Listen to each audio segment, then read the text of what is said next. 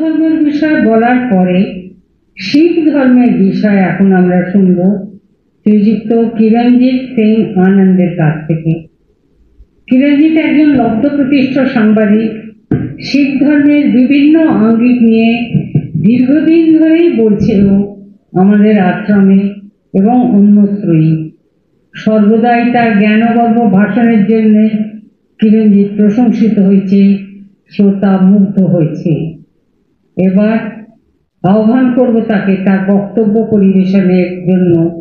তার আগে তার বিষয়ে দু একটা কথা একটু বলে নেওয়া দরকার যে কিরণজিৎ তো বললাম আমাদের আশ্রমে আরো দু একবার আগে এসেছে এবং আশ্রমের সবাই কিরণজিতের ভাষণ খুব পছন্দ করেছে।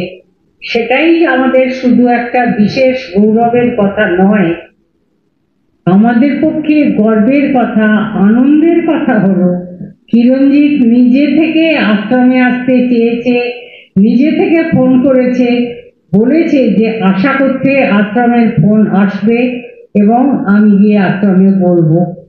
তো কিরণজিতের সঙ্গে আশ্রমের এই যে আদান প্রদান, ভালোবাসার, মনের, সাধু বাবা এটারই জন্য আমাদের থাকতে বলেছিলেন। সমস্ত মানুষকে আপন করে নেওয়ার মতন ক্ষমতা যেন আমাদের হয়, সাধু বাবার কাছে সেই প্রার্থনা। এবারে কিরণজিতের বলার আগে, শিখ ধর্ম বিষয়ে কিরণজিতের বলার আগে শুনবো শিখ ধর্মের একটি গান। গানটি গাইছে শ্রীমতী দেবশ্রী মুখার্জি।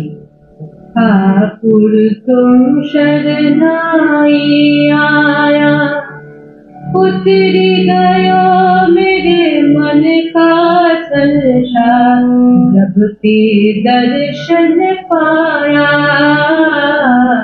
ठाकुर तुम शरणाई आया, उतरी गयो मेरे मन का संसार, जब ते दर्शन पाया। ठाकुर तुम शरणाई आया।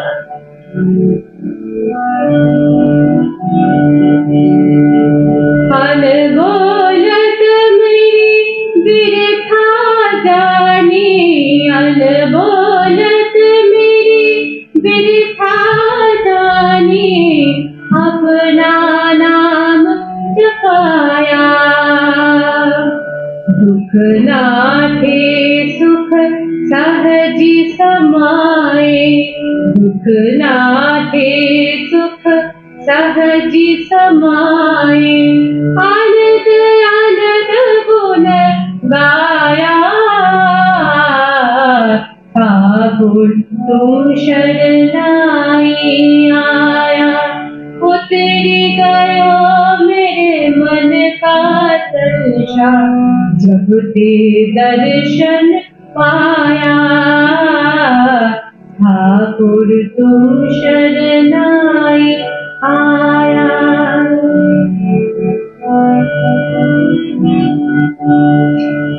बाह पकड़ करी लीने अपने, गृह अधकूपति माया। बाह पकड़ करी लीने अपने, गृह अधकूपति माया।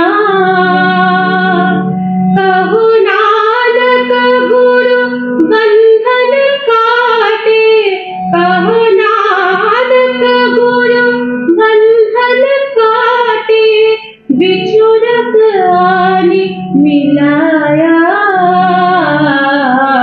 ठाकुर तुम शरणाई आया, उतरी गयो मेरे मन का संसार, जब ते दर्शन पाया।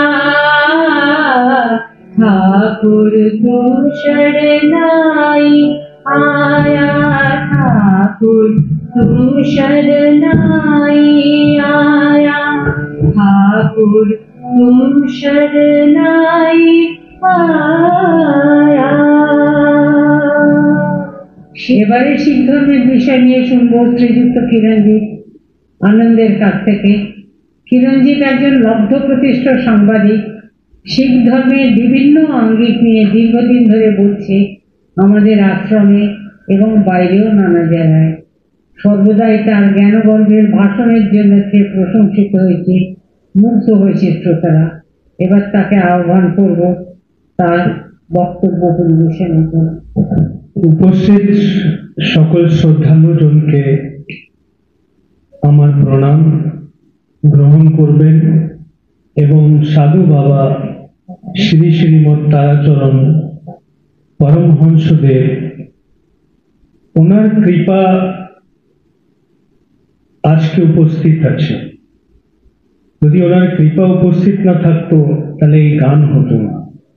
এই গান প্রথম লাইনটাই হচ্ছে, ঠাকুর তুম শরণাইয়া, হে ঠাকুর আমি তোর শরণে এসেছি, তোর সান্নিধ্যতে এসেছি, তোর কাছে এসেছি, তোর আশীর্বাদ পেতে এসেছি।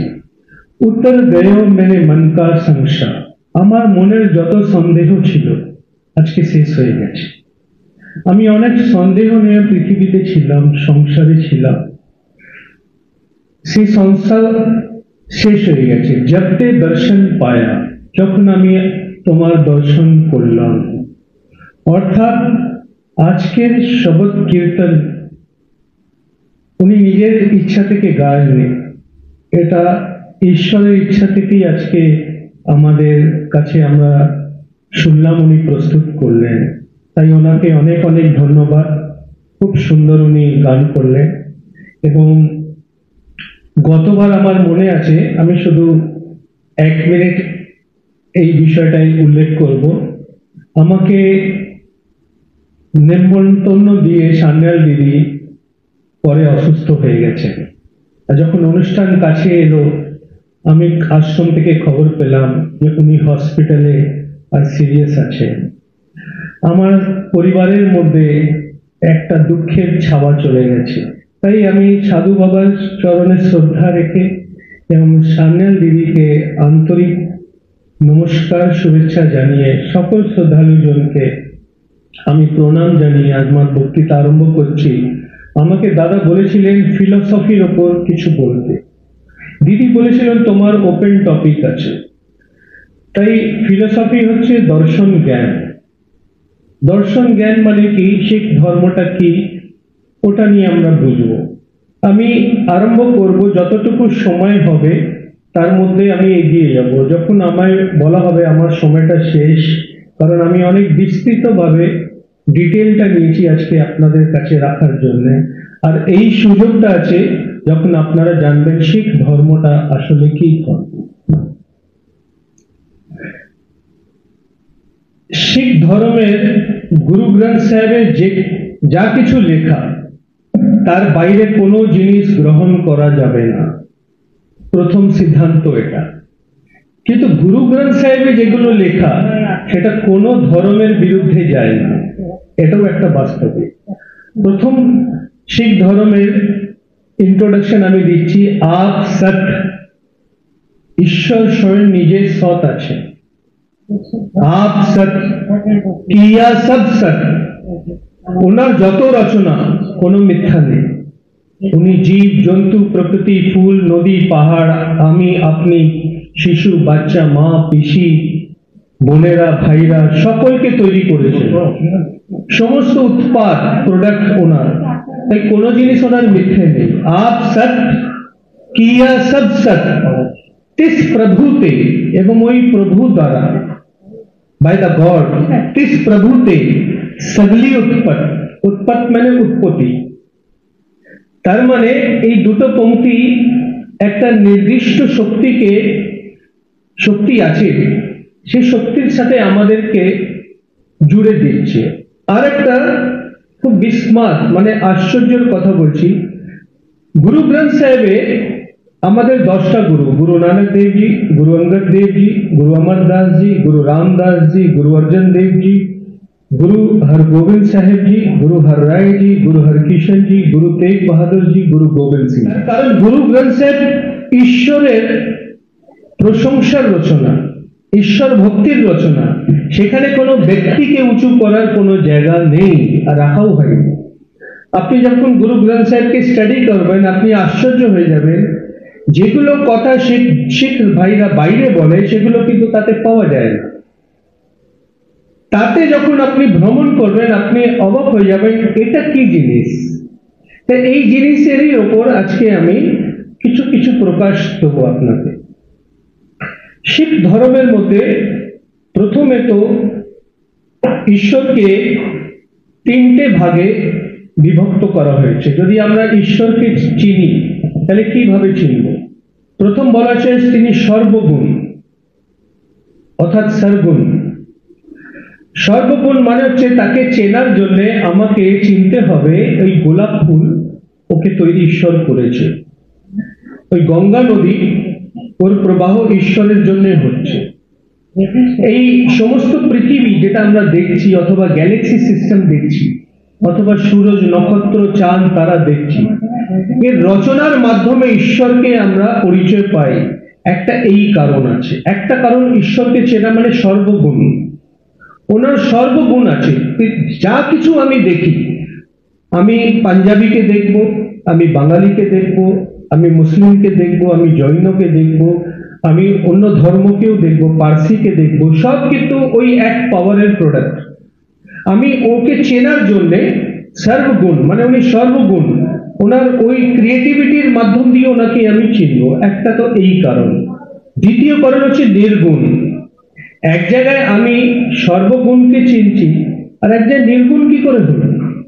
তার মানে এখানে একটা ম্যাজিকের ব্যাপার। যদি ঈশ্বর আজকে এখানে উপস্থিত থাকে সশরীর, তাহলে আমেরিকায় উপস্থিত হবে না, ওনাকে শরীর নিয়েই যেতে হবে, তাহলে ওনাকে নিউজিল্যান্ডেও যেতে হবে তাই ভাবে। তাই দ্বিতীয় কারণ হচ্ছে নির্গুণ। নির্গুণ মানে নিরাকার। এখানে ঈশ্বরকে চেনার জন্য যখন আমরা ঈশ্বরকে বুঝবো ঈশ্বর আরেকটা শক্তিতে আছে, তখন উনি হচ্ছেন নিরাকারের। নিরাকারের মধ্যে ওনার যে ব্যাপক উপস্থিতি, সেই উপস্থিতির একটা কারণ কি আছে? একটা কারণ আছে যে কোনো জীব প্রাণ ছাড়া বাঁচবে না, এটা তো সবাই জানে। এই যে আমরা নিঃশ্বাস নিচ্ছি, এই যে প্রাণ আছে শরীরে, ঠিক আছে, এই প্রাণের কারণ হচ্ছে আত্মা। আত্মা মানে ঊর্জা। এই আত্মা ছাড়া তো পাওয়া যাবে না, না মানুষ জীবিত থাকতে পারবে না। তো প্রাণী মাত্রর মধ্যে যাকে আমরা প্রাণী বলি, যাকে আমরা বলি ये জীব হ্যাঁ, এর মাধ্যম দিয়ে ঈশ্বরকে চিনতে হবে। যখনই কোনো জীব দেখবো তখনই বুঝবো ঈশ্বর আছে। সব মে জ্যোত, জ্যোত হ্যাঁ সোয়, সকলের মধ্যে তার জ্যোতি অর্থাৎ প্রাণ। সব মে জ্যোত, জ্যোত হ্যাঁ সোয়, কিসনে চানন, সব মে চানন হয়। অর্থাৎ ওই প্রকাশ, ওই আলোকিত প্রভু, ওই ঈশ্বরের যে এত শক্তি সম্পন্ন যেটা প্রাণের ঊর্জা আছে, ওর সোর্স দিয়ে আমরা জীবিত আছি কিন্তু, এবং ফিরেও যাব ওখানে। জ্যোতি জ্যোত রলি সম্পূর্ণ থিয়া রাম, জ্যোতি জ্যোত রলি, ওই জ্যোত থেকে সবার শরীরে জ্যোত এসে গেল। সম্পূর্ণ থিয়া রাম, এবং রাম অথবা ঈশ্বর সকলের মধ্যে চলে এসে। সব জীব তোমারে জীব, সব জীব হে ঈশ্বর তোমারই জীব। তুই জিয়া কা দাতা, তুই সকল জীবের দাতারা মানে ডোনার আছিস, তাকে দিচ্ছিস, খেতে দিচ্ছিস, পড়তে দিচ্ছিস। অনেক ক্ষমতা ঈশ্বর আমাদেরকে দিয়েছে, সে সমস্ত ক্ষমতার মালিক একজনই মাত্র। এবার তৃতীয় অবস্থাটা কি? তৃতীয় হচ্ছে ঈশ্বরকে যখন সর্বগুণ নির্গুণ অর্থাৎ নিরাকারের মধ্যে যখন আমি তাকে পেয়ে গেলাম, তখন গুরু গ্রন্থ সাহেবে আমরা আরেকটা ওয়ে ঈশ্বরকে চেনার জন্য পেলাম। সেই রাস্তাটা কি? সেই রাস্তা হচ্ছে এই বইয়ের মাধ্যম দিয়ে, এই ধর্মীয় রচনার মাধ্যম দিয়ে। আমরা গীতা পড়ি, রামায়ণ পড়ি, বেদ পড়ি। উনি জৈন ধর্মের সম্পর্কে পড়লেন, কিন্তু পড়লেন কার সম্পর্কে? ওই শক্তির সম্পর্কে। আমি আজকে কিছু পড়ে শোনাবো, ঠিক আছে, সেরকম ইসলাম থেকে, কুরআন থেকে একটা সোর্স পাওয়া যাবে। তার মানে একটা লেখা, একটা গ্রন্থ দরকার ঈশ্বরকে চেনার জন্য, যে আমাকে সঠিক পথে নিয়ে যান। মানুষ হয়তো অনেক সময় চেষ্টা করবে আমাকে বলতে, অথবা আমি আপনাকে বলবো এটা ঈশ্বরের পন্থা, ঈশ্বরের পথ, কিন্তু অনেক সময় আমার স্বার্থ যখন এসে যাবে, আমি ভাববো ওকে ঈশ্বরের পথ দেখিয়ে না, ওর থেকে কিছু টাকা পয়সা আমি নিয়ে নিই, ওর থেকে কিছু দান দক্ষিণা তুলে নিই।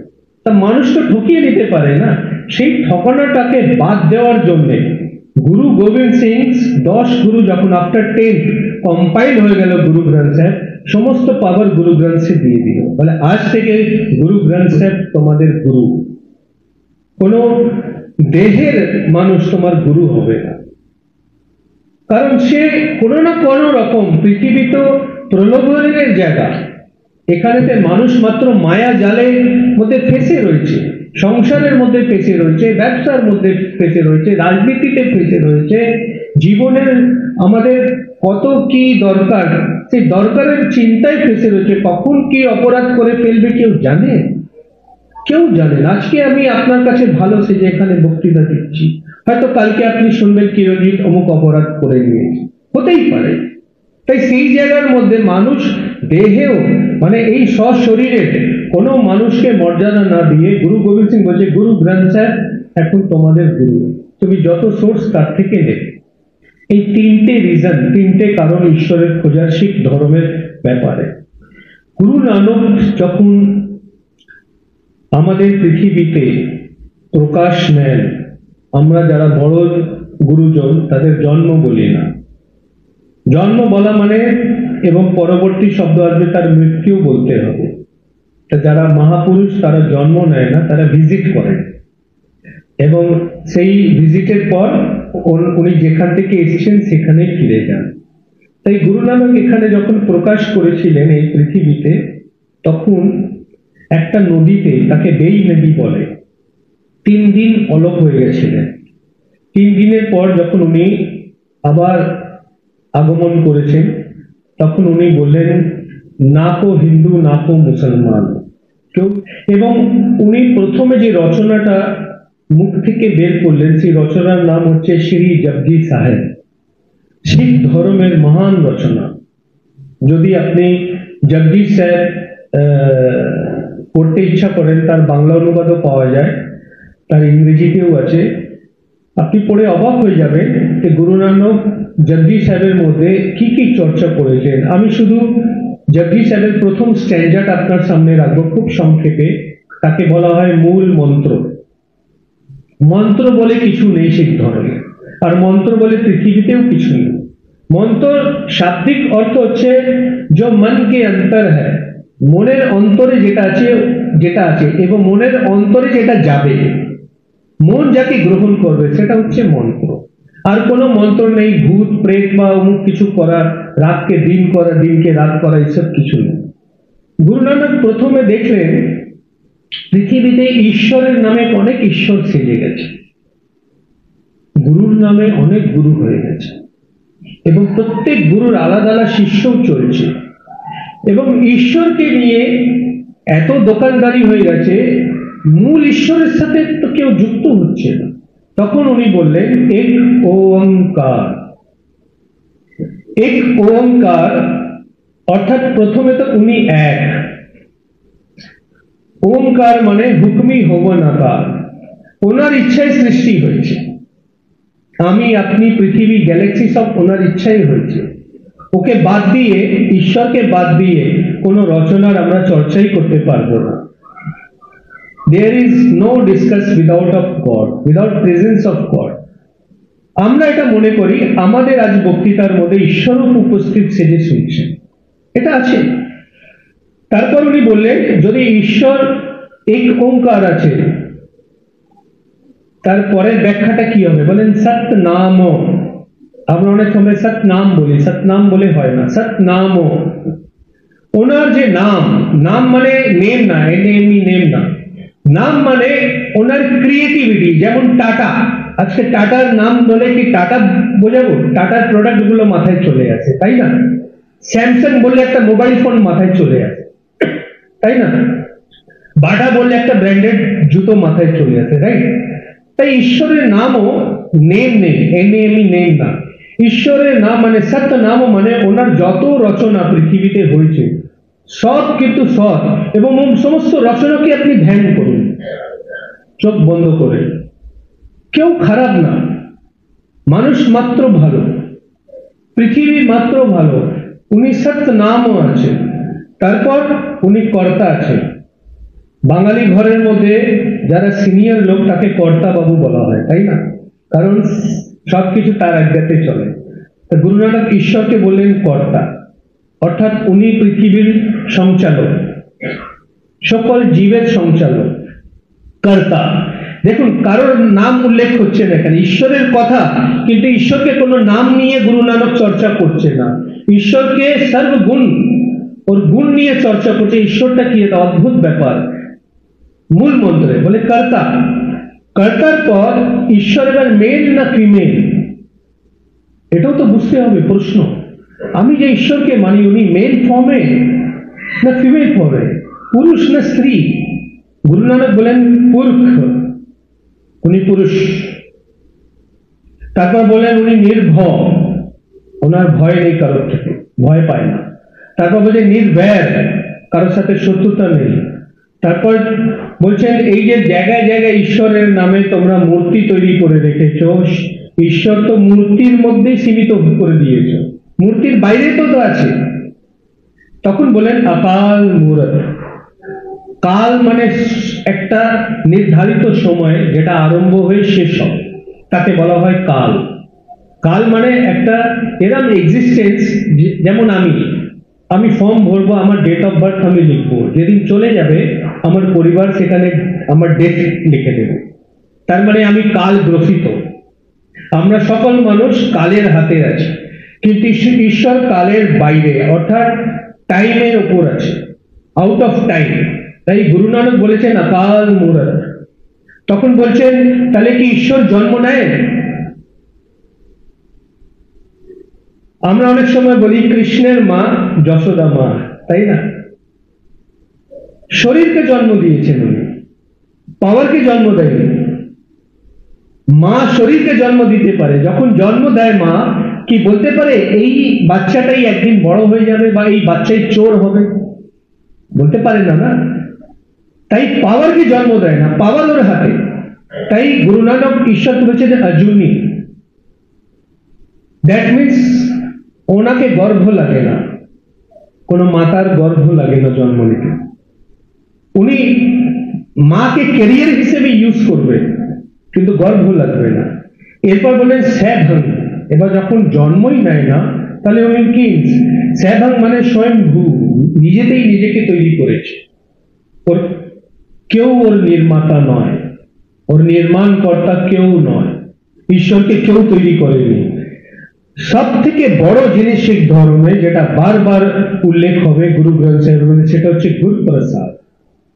গুরু প্রসাদটা অনেক বোঝার জিনিস। গুরু প্রসাদ মানে যেমন আমরা প্রসাদ বিতরণ করি, আপনি যখন বুঝবেন প্রসাদ মানেটা কি, শ্রদ্ধা আরো বেড়ে যাবে।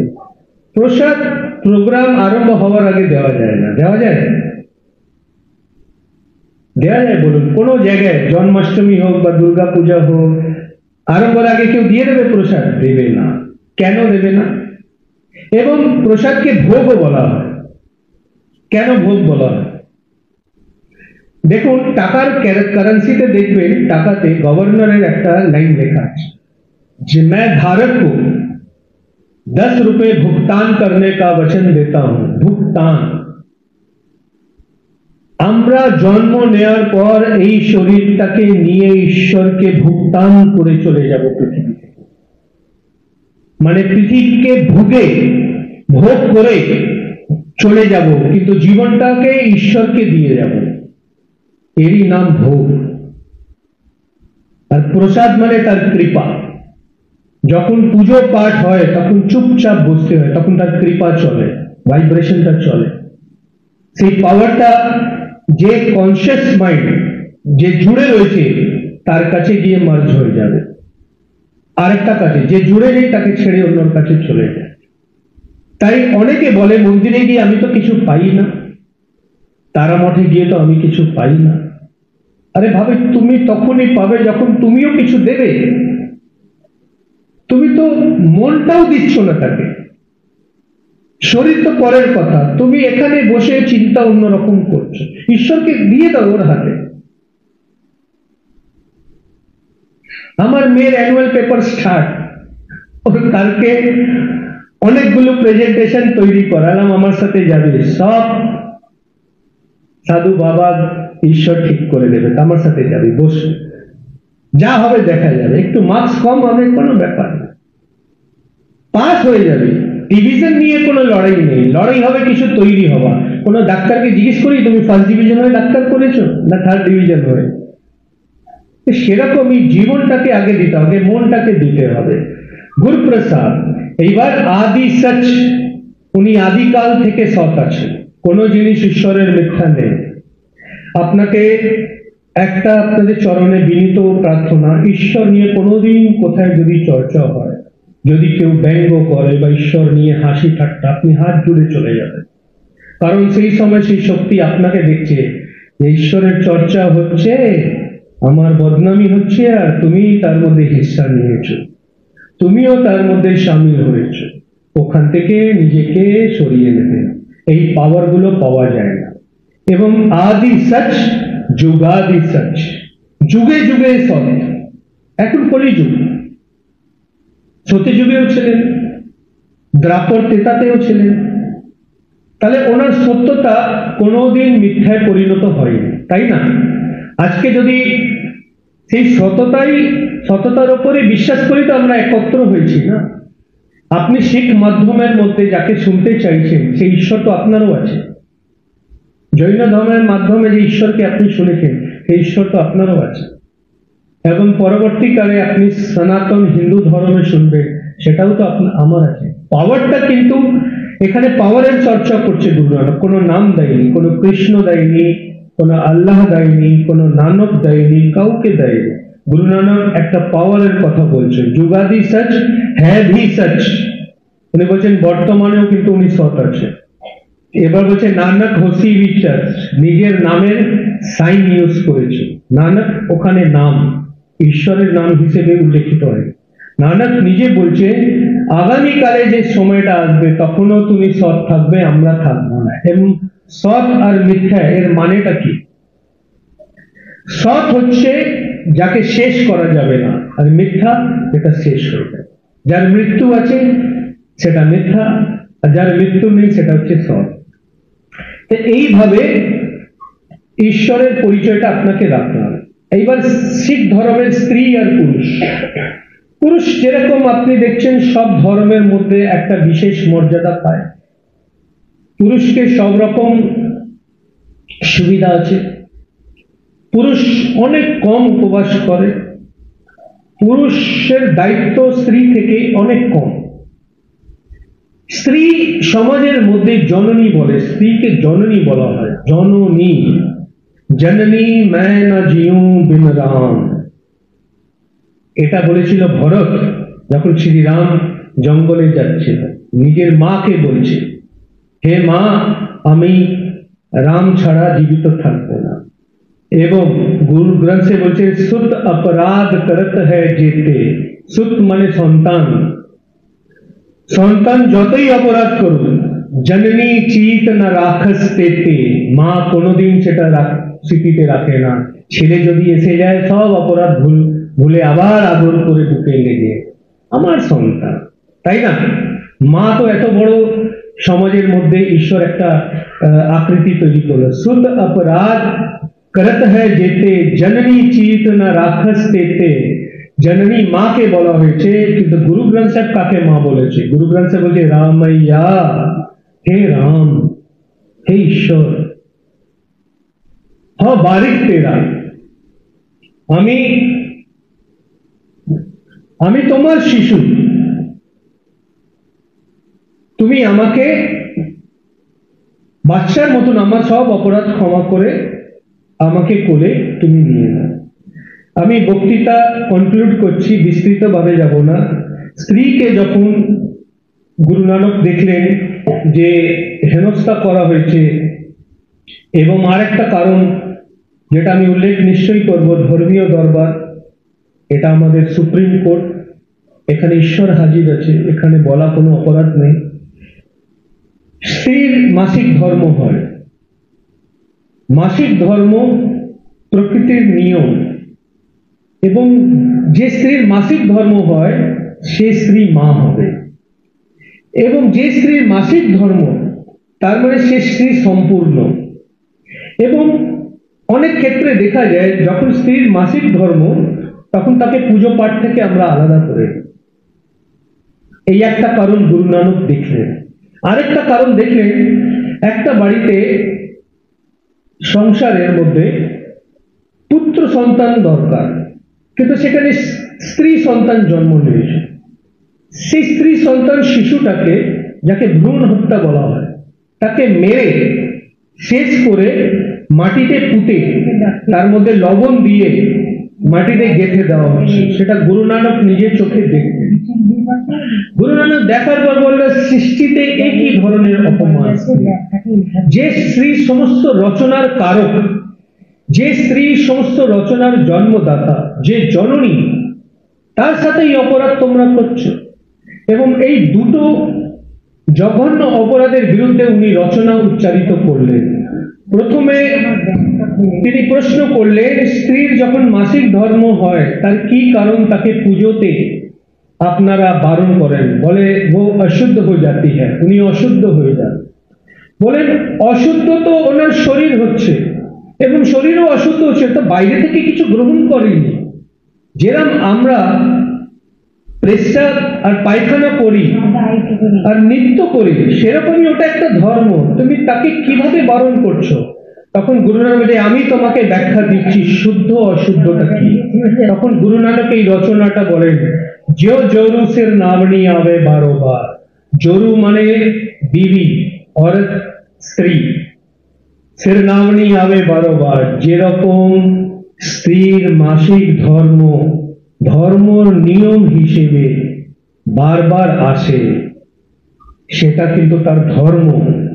যুদ্ধে যুদ্ধা মুখ বসে নিত নিত হয়ে খোয়ার, কিন্তু সে এটো না। যুদ্ধা মানে এটো, তার মানে মাসিক ধর্ম ধারণ হয়ে যাওয়ার পর, আমি শেষ করছি একটু, এই বিষয়টাকে কমপ্লিট করেই আমি শেষ করে দিচ্ছি। তার মানে মাসিক ধর্মতে তুমি পুজোতে বারণ করছো না, তাহলে অশুদ্ধ আর অপবিত্র কে? তখন গুরু নানক বললেন, সুচে এহেনা আখিয়ান।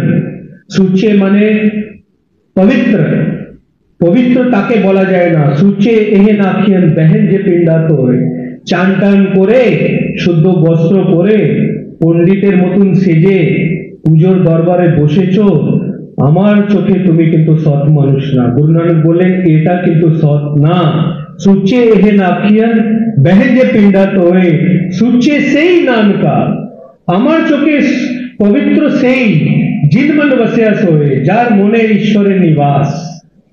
সে মাসিক ধর্ম দিয়েও যদি ঈশ্বরকে ডাকে, তাতেই যে পবিত্র, তাতেই পবিত্র। আর দ্বিতীয় কথা, যখন গুরু নানক দেখলেন যে স্ত্রী ভ্রূণ হত্যা হচ্ছে, তখন স্ত্রীকে বলা হতো, আমরা হিন্দিতে বলি ভণ্ডনা। ভণ্ডনা মানে একটা খারাপ শব্দ বলি, যাকে বলি এক খারাপ মানুষ, হ্যাঁ এর সাথে মিশবি না। সেই ভণ্ড শব্দটাকে নিয়ে গুরু নানক রচনা রচে দিয়েছে স্ত্রীর সম্মানে। আর এই মহান রচনাকে কবি গুরু রবীন্দ্রনাথ ঠাকুরও অনেক প্রণাম জানিয়েছেন। স্ত্রীর সম্মানে কোন ধর্ম এত বড় রচনা আজ পর্যন্ত নিয়ে আসেন, যেটা গুরু নানক চিরকালের জন্য স্ত্রী জাতিকে সম্মানিত করলেন। গুরু নানক বলেছেন, পুরো রচনা না, চারটে আমি পংক্তি পড়ে শেষ করে দেবো বক্তৃতা। গুরু নানক বলছেন, ভণ্ড জমিয়ে, তুমি যে স্ত্রীকে খারাপ বলছো তার থেকে তোমায় জন্ম নিতে হবে, খারাপ থেকে জন্ম নিতে হবে। ভণ্ড জমিয়ে, ভণ্ড নিমিয়ে, সেই খারাপ স্ত্রী মায়ের রূপে তোমার প্রতিপালনা করবে, তোমাকে বড় করবে, তোমাকে শিক্ষা দীক্ষা খাওয়া দাওয়া লালন পালন মাই করবে, সে স্ত্রী করবে। তখন বলছেন ভণ্ড মঙ্গল বিবাহ, এবং সেই স্ত্রীর সাথেই তুমি বিবাহ করতে যাবে। যে স্ত্রীকে তুমি মেরে দিচ্ছ, ভ্রূণ হত্যা করছো, একটা সময় আসবে তুমি তোমার ছেলের জন্য একটা স্ত্রীকেই দেখবে। পুরুষের সাথে বিবাহ হয় না। তো তোমাকে সেই স্ত্রীকেই খুঁজতে যাবে। তখন বলছে ভণ্ড হবে দোস্তি, এবং তুমি কর্মক্ষেত্রেও দেখবে তোমার বন্ধুত্ব একটা স্ত্রীর সাথেই হবে, সে তোমার সাথে সহযোগিতা করছে, তোমার সব কাজ করে দিচ্ছে। ভণ্ড চলে রাহো, জীবনে যত রাস্তা যত পন্থা যে জায়গায় যাই একটা স্ত্রীর সহযোগিতা আমার দরকারই পড়বে এবং সে আসবে। বলে ভণ্ড মুয়া ভণ্ড পালিয়ে, স্ত্রী যদি মারা যায় আরেকটা বিয়ের জন্য আমার আগামী আরেকটা স্ত্রী দরকার। শেষ বলছেন ভণ্ড হবে বন্ধান, আমাদের যত সম্পর্ক পুরুষ থেকে তৈরি হয় না দাদা, আমি একটা আপডেট দিয়ে দিচ্ছি, মামা থেকে বাড়তি রিশতা হবে না তৈরি, পিসি থেকেও পিসে মশাই থেকেও হবে না, স্ত্রী থেকে হবে, মামি থেকে হবে, মামি জেনারেশন তৈরি করবে, ওখান থেকে আমাদের রিলেশন ক্রিয়েট হবে, এবং পিসি থেকেও জেনারেশন হবে। তার মানে স্ত্রী হচ্ছে মহান। এবং শেষে গুরু নানক যে পঙ্ক্তিটা বলছে সেখানে স্ত্রী জাতিকে সম্মান দিয়ে, গুরু নানককে সম্মান দিয়ে, সাধু বাবাকে সম্মান দিয়ে, আপনার সকল শ্রদ্ধালুজনকে সম্মান দিয়ে আমি বক্তৃতা শেষ করব। গুরু নানক বলছেন সৌকেও মন্দা আখিয়ে, সেই স্ত্রীকে কেন মন্দা বলবো, কেন খারাপ বলবো? জিত জন্মে রাজা, যে রাজা মহাপুরুষদেরকে জন্ম দিয়ে চলে আসছে। আজকে পৃথিবীতে যতই মহাপুরুষ হয়েছে, আপনি কেউ বলতে পারেন স্ত্রী ছাড়া পৃথিবীতে এসছে কেউ? তাকে আমরা কেন নিম্ন বর্গে রাখবো? আমার এখানে আমি বক্তৃতা শেষ করলাম, কিন্তু আগামী আমার আপনাকে জানানো ছিল আমাদের শ্রাদ্ধ কিভাবে হয়, মরণ সংস্কার কিভাবে হয়, এগুলো সব সাদা করে দেওয়া হয়েছে। অর্থাৎ গরিবরাও যাতে কি শ্রাদ্ধ করতে পারে, শিখ ধর্মে সেই ব্যবস্থা আছে। শ্রাদ্ধতে কোনো দান পুণ্য হয় না এবং কোনো উপবাস হয় না। আর আমাদের বিবাহ সাধারণ, বিবাহর মধ্যে আমাদের স্ত্রী আর পুরুষ একই সময়ে অধিকার পায়, এবং বিবাহের মধ্যে স্ত্রী আর পুরুষের বিবাহ হয় না। যেহেতু ঈশ্বরকে পুরুষ বলা হয়েছে, আমি আগে বলেছিলাম, এই দুটো আত্মা ঈশ্বরের সাথে বিবাহ করে। মানে আমাদের যে জীব আত্মা ওটা হচ্ছে স্ত্রী, ঈশ্বরের সাথে তার বন্ধন হয়, এবং এই বন্ধনের মধ্যে যখন ঈশ্বরের সাথে তার বিবাহ হলো, অনেক সময় দেখা যায় কোনো ক্ষেত্রে স্বামী মারা যায়, তা শিখ ধর্মের মধ্যে বিধবা বলে কিছু ব্যবস্থা রাখা হয়নি, বিধবা বলে কিছুই নেই, বিধবার কোনো বস্ত্র ধারণেরও আজ্ঞা নেই, এবং বিধবার মতন কোনো অন্ন খেতে হবে পেঁয়াজ রসুন ছাড়া এরকমও বারণ নেই। সেই সমস্ত রঙের যেরকম আগে ছিল বস্ত্র ধারণ করতে পারে এবং দ্বিতীয় বিবাহ করতে পারে। স্ত্রীকে এত সম্মান দিয়েছে। দ্বিতীয় আরেকটা কথা আমি বলে এবার শেষ করো, আমাদের মধ্যে উপবাস নেই। ছোড়ে অন্ন করে পাখণ্ড, না ও দেবী না ও রণ্ড। তাই আমাদের মধ্যে উপবাস বারণ, আমরা উপবাস রাখি না। উপবাস বারণ করা যায়। শরীরকে তুমি কষ্ট পীড়া দিয়ে তোমার তো সবসময় চিন্তা হবে না কখন উপবাস ভাঙবো কখন খাবো, তাই তুমি খেয়ে দিয়ে ঈশ্বরকে চিন্তা করো না। তুমি খাওয়া দাওয়া সম্পূর্ণ করেই আমি এলাম, আমায় নিয়ে গিয়ে চা আর ভালো করে সন্দেশ বিস্কুট খাইয়ে দেওয়া হলো, ভালো হলো না? আমার তো আর মানে অতৃপ্তি নেই যে আমার চায়ের টান আছে। এটাই তো গুরু বলছে, এটাই তো শিখ ধর্ম বলছে যে তুমি কোনো উপবাস ঈশ্বরের সাথে যুক্ত করে না। উপবাসের মিনিংটা হচ্ছে উপ মানে সাময়িক, বাস মানে নিবাস। প্রথমে আমি আস্তে আস্তে ঈশ্বরের কাছে বসবো, সেটা হচ্ছে উপবাস। পরে আমি দীর্ঘ সময়ের জন্য বসার অভ্যেস করে নেবো, তাকেই বলা হয় উপবাস। উপবাস মানে এটা না যে আমি অন্য বা কোনো জিনিস ছেড়ে ঈশ্বর, ছাড়তে হবে আমাদের যেটা খারাপ সংস্কার, তার উপবাস নেওয়া উচিত। মিথ্যে বলবো না, কারোর সাথে দাগা করবো না। আমি আমার বক্তৃতার মধ্যে শুধু আমি ঈশ্বরের প্রশংসা করার একটা চেষ্টা করলাম। আমি নিজেকে অনুপস্থিত রেখে ঈশ্বরের উপস্থিতি রাখার একটা চেষ্টায় ছিলাম। এবং সাধু বাবা শ্রীমৎ শ্রী তারাচরণ পরমহংসদেব, ওনার আমার মনে হয় জন্মশতবার্ষিকী, যার আয়োজনে আমরা উপস্থিত, আমি ওনার কাছে বিনীত অনুরোধ রাখবো আমরা যেন সৎ পথে চলি, ধর্মীয় কাজে চলি, সেই শক্তিটা আমাদের দেয়। আর আজকে সকল আপনারা শ্রদ্ধালুর মাধ্যম দিয়ে আমি বিনীত অনুরোধ এটাও করবো, অনেক সময় ব্যাখ্যা করতে গিয়ে আপনাদের সাথে ধর্মীয় চর্চা রাখতে বলে আমি তো মহাপণ্ডিত না, ভুল হতে পারে, আমার সমস্ত অপরাধকে ক্ষমা করে আমাকে আশীর্বাদ দেবেন, আবার ভালো করে বলতে পারি। আবার আপনাদের দর্শন করতে পারে, আবার উপস্থিতি রাখতে পারে। এই বলে আমি আজকের বক্তৃতা শেষ করছি। वाहिगुरु जी का खालसा, वाहिगुरु जी की फतेह। অনেক অনেক নমস্কার, ধন্যবাদ।